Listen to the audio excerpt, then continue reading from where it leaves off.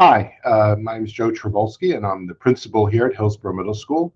And welcome to our parent orientation program. This video is going to focus on just our academic program of studies to help all parents orient you to what you'll see in your child's schedule when you look at it in Genesis, and to give you some sense of what your children will go through in their day when they're at the middle school for grades 7 and 8.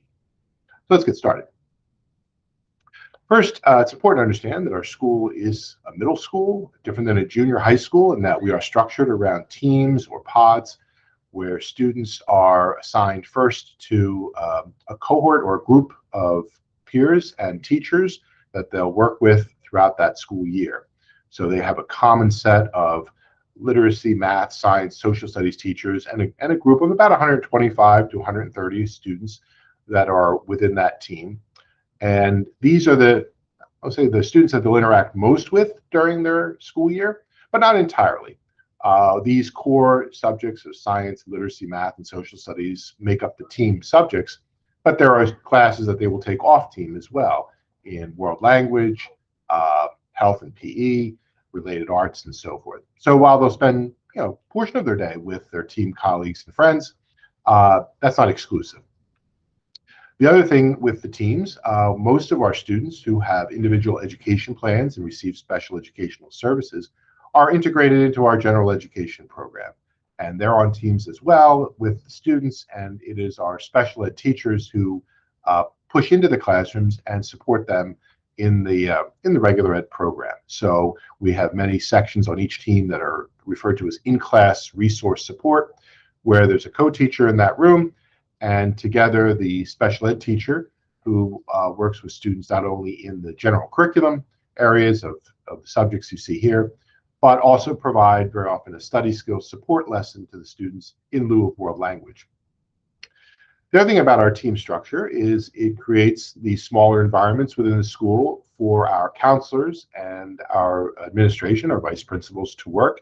They meet regularly with the teams to talk not only about the social and developmental needs of all the students, but their academic programs as well. We'll take a look at a schedule here, and you'll see things become a little clearer why there are 2 literacy teachers on each team. We have a double period for literacy at the middle school. Each of our periods are about 40 minutes in length. Literacy has both reading and writing, so the teacher has about 80 minutes with them. In this particular mock schedule, those periods may be back to back and form a block of time. Sometimes they are split up, and they may have 40 minutes of reading here, 40 minutes of writing there. And the teachers do use those periods fluidly in terms of whether they're focused on reading or writing. And we'll talk more about each of the course areas in just a moment. And then as you see proceeding through the day, math, a period of lunch study, where they have opportunity, obviously, for lunch in the cafeteria, but also for some study time and to get caught up on work or change out for their morning to afternoon classes.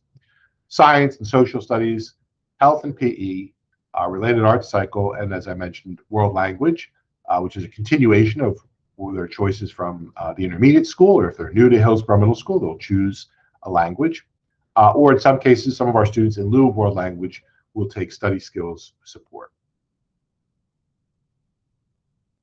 So before we dive into the schedule more deeply, let's talk about what happens before the academic day starts, which is, 8:30 in the morning is the start of our day with homeroom, where, of course, we take attendance and morning announcements are played. And you can find our morning announcements also posted for parents on our website, and other business of the day is attended to.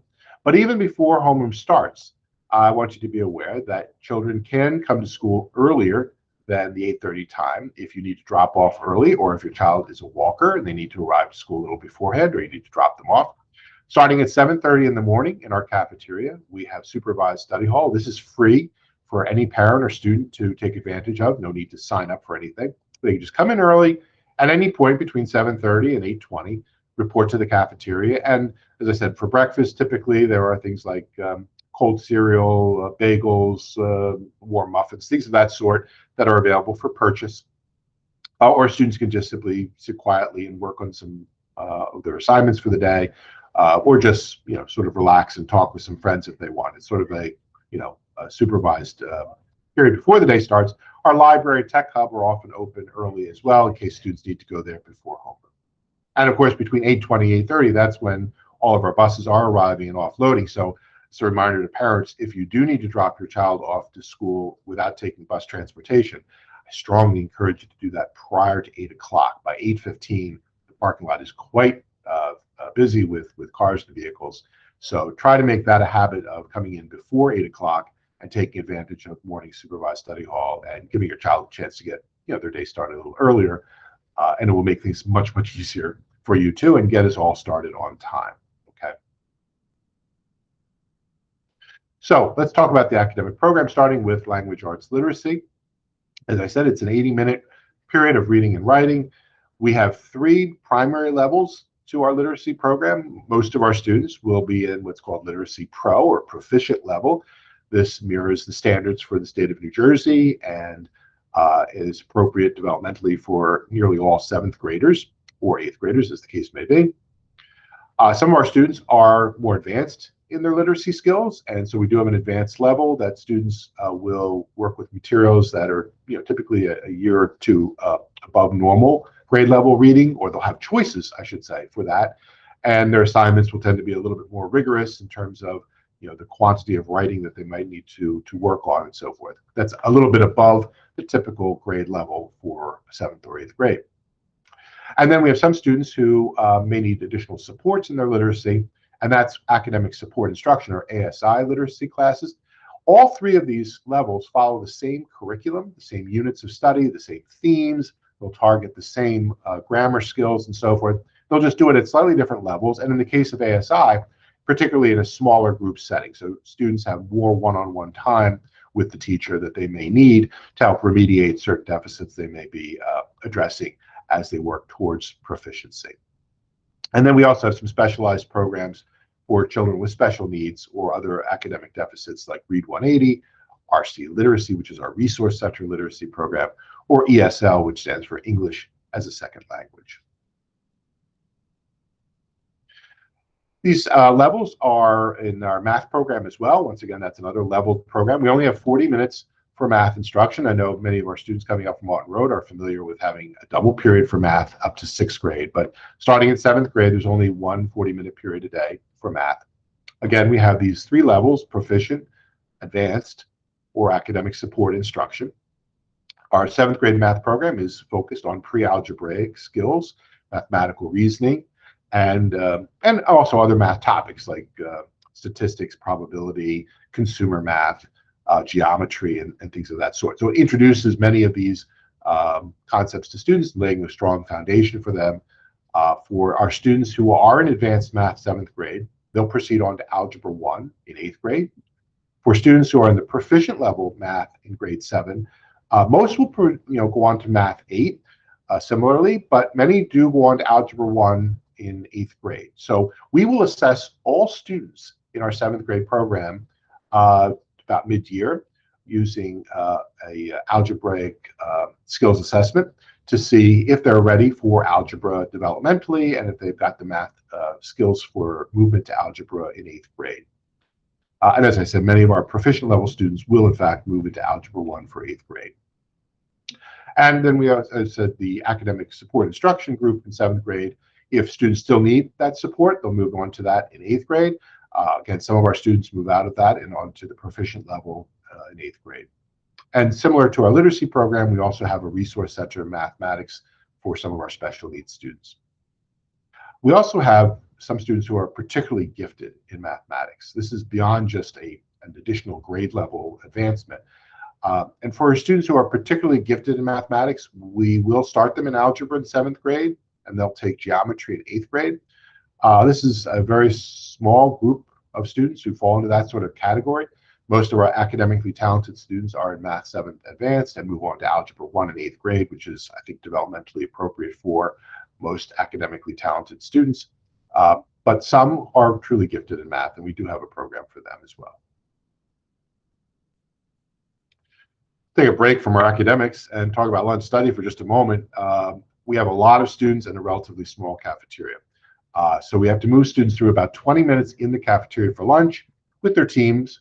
There's usually 2 teams in the cafeteria at one time, and then They have 20 minutes back in their homerooms, which is we call study period. It's a time for them, again, to sort of regroup for their day, switch out their morning books or morning materials for their afternoon classes, check in with a counselor, do what they need to do during that break in their day. And in our cafeteria itself, in addition to the general menu and sandwich bar that's always available to students and salads, there are daily chef specials and other sorts of special entrees too. So there's something in there for just about everyone, including students who just want to pack a lunch or bring a lunch to school. So let's continue with our academic program, talk about science for a moment. Our science rooms are all lab facilities. So this will be the first time for students to work in a classroom that has not only space for whole class instruction, but additional area where there are fully functioning lab facilities, sinks, and all the resources students would need for inquiry-oriented lab-based science. And these are the topics that they'll study in 7th grade and 8th grade. The science program is a continuation of the 6th grade program. So there is a cycle to the topics that run 6th, 7th, and 8th grade in preparation, laying a strong foundation for students as they move up to the high school and begin to, select out into different disciplines. Similarly with social studies, although the social studies program is designed around 7th, 8th, and 9th grade, which is 3 years of world history, and it begins in 7th grade with focus on prehistory, very ancient times, and how civilization began. Students will look at this across all continents on Earth, from African, the rise of civilizations in Africa and Asia, Central and South America, Middle East, Mesopotamia region, and Western Europe, and so forth. And they'll look at, in 7th grade, from prehistory days up through the Roman Empire in Western Europe, and then picking up there in 8th grade, and again, looking at civilizations as they continued throughout all the 5 major continents where civilizations arose on Earth, up until about the modern era. And then 9th grade will pick up with more modern world history of the 20th century and so forth. Here, our specialized program is for our gifted and talented students who have been identified earlier on, and that's called the REACH program, and they will receive their REACH services, if you will, through social studies. So on your child's schedule, students who are in the GT program will see REACH in place of social studies. It is essentially with their social studies teacher on that team, and there are enrichment activities and other things that they will do within the social studies curriculum that taps into a variety of areas. As social studies looks at not only the rise of civilization through religion and technology and art and literature, as well as politics and government and so forth. So there's a wide range of topics that students can explore as well as part of their REACH program. Health and PE, students will take 3 marking periods of phys ed and 1 marking period of health that will rotate on their schedule. We do change for phys ed, so we have locker rooms here. Students will make a quick change into whatever comfortable shorts, t-shirts, sweats, sneakers, so they can participate comfortably in the activities. And the program is a balance of learning traditional sports and the rules and the skills associated with those sports, just playing some games that build camaraderie and peer connections and leadership skills, and but then also focus on personal fitness and healthy living. So they will do units of study that just look at how to live a healthy lifestyle and be continuously fit throughout life beyond school as well. And that's our health and PE program. Our related arts at the middle school, this is a change as well for students coming up from Martin Road, the intermediate school. They will have 1 marking period of each of these 4 subjects. All students will rotate through at different marking periods, of course, of art, music, family and consumer science, which for those of us who grew up in the 80s was referred to as home economics, and industrial technology, which is, in the old days was woodworking and shop. Now those features are still there in the industrial tech program, but students will begin by designing their projects using computer-aided design and with certain limitations on what they can do and the materials they're going to work with. And once they've got their design together, then they move into the shop area. And as you see in some of these images here, we'll use traditional tools as well as some high-tech tools like our laser engravers and things of that sort to construct that which they have designed. And finally in the program is world language.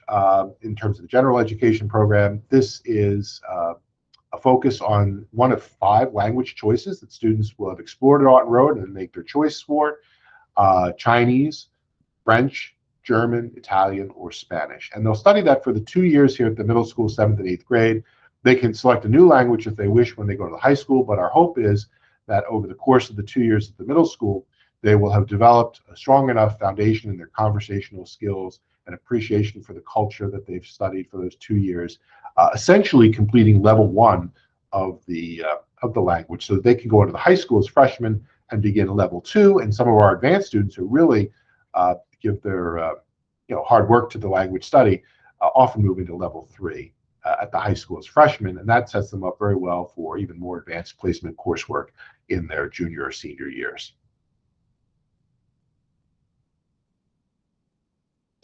So that's a quick overview of our academic program. I hope this is helpful to you as you look at your child's schedule.